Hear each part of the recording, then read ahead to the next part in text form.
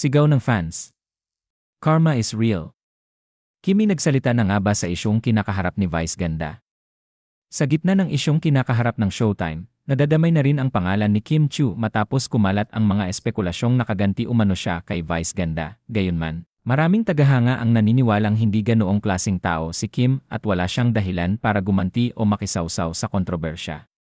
Panawagan ang kanyang supporters, huwag na siyang idamay sa isyong wala namang malinaw na ebidensyang nag-ugnay sa kanya at hayaan na lamang ang mga kinaukulan ang magpaliwanag sa nangyayari. Dahil dito sa mutsari ang reaksyon ang naging tugon ng Kim Pao fans. Karma is real na ba pag inaapi si Kim sinuswerte naman siya? Huwag na idamay si Kim sa naging problema sa It's Showtime.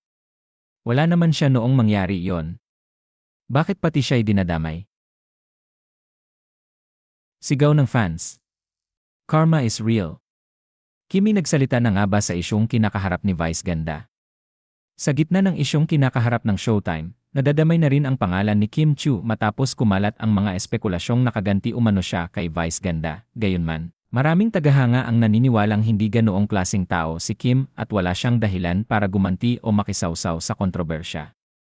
Panawagan ang kanyang supporters, huwag na siyang idamay sa isyong wala namang malinaw na ebidensyang nag-ugnay sa kanya at hayaan na lamang ang mga kinaukulan ang magpaliwanag sa nangyayari. Dahil dito sa mutsari ang reaksyon ang naging tugon ng Kim Pao fans. Karma is real na ba pag inaapi si Kim sinuswerte naman siya? Huwag na idamay si Kim sa naging problema sa It's Showtime. Wala naman siya noong mangyari iyon. Bakit pati siya'y dinadamay? Ano ang masasabi niyo sa balitang ito?